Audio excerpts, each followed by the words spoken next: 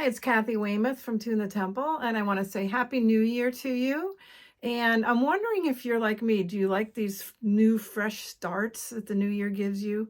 Or springtime? It feels like we're ready for a new season. Even going back to school in the fall when kids are going back and I start teaching piano lessons and do other teachings that I do. I just enjoy a fresh start. So my question is to set a New Year's resolution or not. All right. When I was younger and much more zealous, I think I set numerous New Year's resolutions. And as you go through life and you mature and you experience and you come to realize that some of the things that you're zealous for when you're younger isn't really the best strategy. Okay, so as we've gotten older, one of the things that I've noticed is that often setting many, many goals, having lots of desires for change all at the same time, just because it happens to be the calendar's turning over to a new year, isn't really that successful of a plan. Okay, so if you want to join me and say, embrace one thing that you would like to maybe improve on, I'm going to, I think this is my plan, is to do a few videos about setting new habits, embracing new habits. And I pulled out a book that I had read years ago that I loved called Better Than Before by Gretchen Rubin. And I want to talk about some of her strategies for mastering habits. And I want to look at some other things that I found to be successful and just share with you that, yes, we can grow, we can change.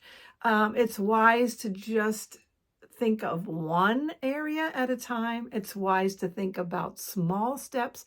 And one of the things that's really helpful is to actually write down a plan or a series of small goals that you want to achieve. Write them down, share them with your friend or your spouse or your mother or whoever, someone you're close to, so that you have some kind of accountability, and choose to target one small goal at a time. So I'm going to talk all about this at the beginning of the year. And if you'd like some suggestions on developing new habits in a slow step-by-step manner, then why don't you consider watching my next few videos that I'm going to create.